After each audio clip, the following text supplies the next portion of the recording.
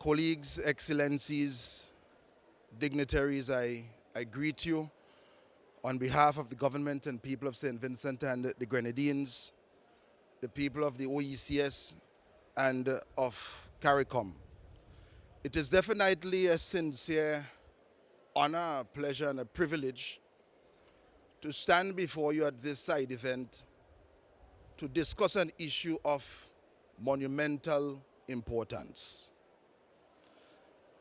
Our oceans, for centuries, they have produced resources that have guaranteed food security and food sovereignty. And it is the household of the common human resource for mankind. I am not here to traverse the theories of the freedom of the seas from Hugo Grotius.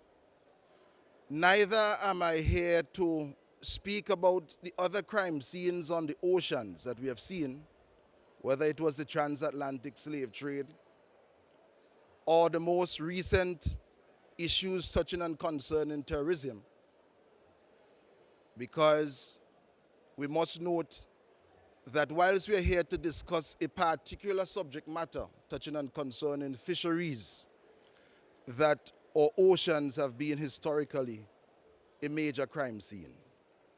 And it is our duty, and we must pledge and we must recommit our efforts to act globally in solidarity so that we can ensure that we bring an end to illegal, unreported and unregulated fishing in our world.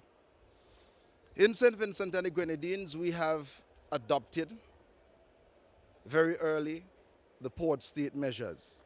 But before I go into some of the measures that we have adopted in St. Vincent and the Grenadines, I want to send a very clear message to every member state of United Nations.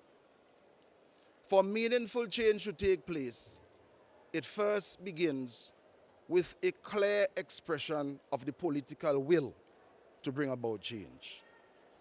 And sadly so, there are still some member states of the United Nations that have not yet expressed that political will in a way that will benefit the thrust and the efforts of others to fight IUU fishing. Once the political will is expressed, the legal or the legislative or the jurisprudential framework must be established. Because it is one thing for policymakers to speak, policymakers cannot and should not operate outside of a jurisprudential framework. Then there has to be the mobilization of resources, and there are bilateral platforms, multilateral platforms, and in-country budgets which must be mobilized so that we can fight IUU fishing. It is one thing to speak about the subject matter.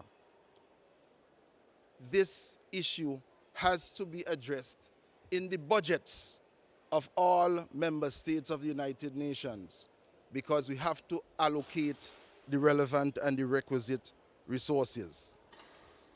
We have signed on in St. Vincent and the Grenadines to several treaties internationally touching and concerning the port state measures so that we can monitor the activities at our ports. And on the ground, we have expended significant sums to ensure that our Coast Guard, that the capacity building is in place, and that we have the requisite technical resources to advance the cause and the fight against IUU fishing. The 14th meeting of the Ministerial Council of the CRFM reiterated the importance of strengthening national legislations and regulations to manage resources and combat IUU.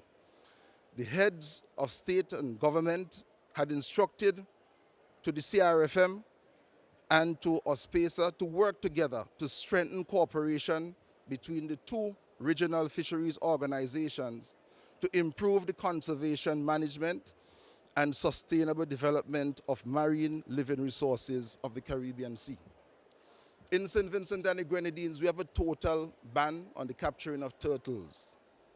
We are advancing in the region the setting of an upper limit for the capturing of lobsters, because most countries in the Caribbean, we have a lower limit, but we're putting both an upper and a lower limit. We have come out globally and we have noted that we are against the finning of sharks, and still there are several members of the United Nations that have not made this declaration clear. We will continue to work within the CARICOM space. We will continue to work within the global space to ensure that we fully participate in the fight against IUU. Thank you.